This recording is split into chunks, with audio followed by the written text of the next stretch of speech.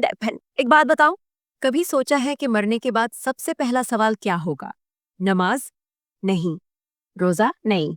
ज़कात? नहीं।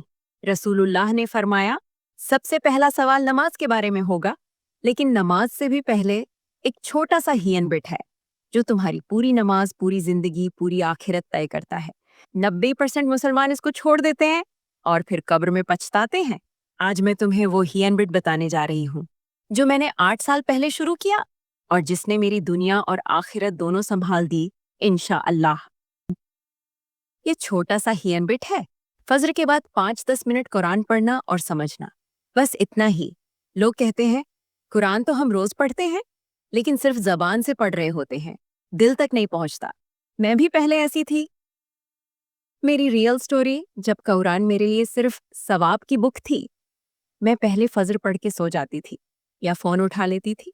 कुरान सिर्फ रमजान में खुलता था, बाकी 11 महीने बंद। फिर एक दिन मेरी छोटी बहन आईसीयू में चली गई।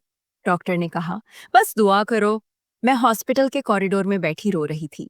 फोन में कुरान ऐप खोला और सूरह यासीन पढ़ना शुरू किया। पहली बार दिल से पढ़ा, पहली बार समझ कर पढ़ा, और वल्लाही उसी वक्त दिल को इतना सुकून मिला कि मैं हैरान रह गई।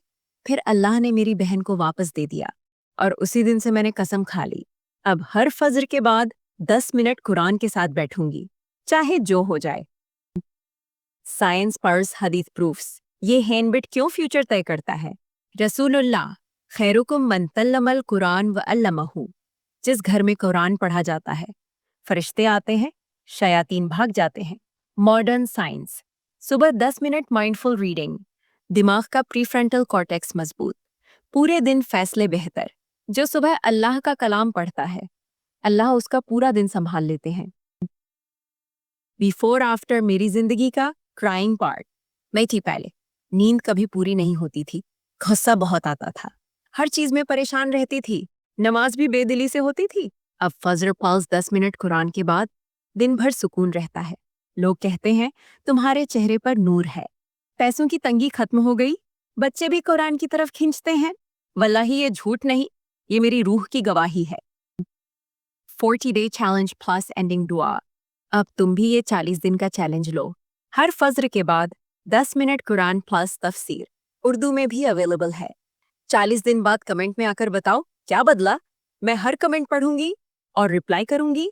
लाइक कर दो अगर आज से शुरू कर रही हो। अपनी अम्मी बहन को टैग कर दो। अल्लाह हम सबको कुरान का साथी बनाए, हर सुबह उसकी बातें दिल में उतारे और जन्नत में सबको एक साथ मिला दे। मैं तुम सबसे दिल से प्यार करती हूँ। जज़ाकिल्लाहु खैर। अल्लाह हाफिज।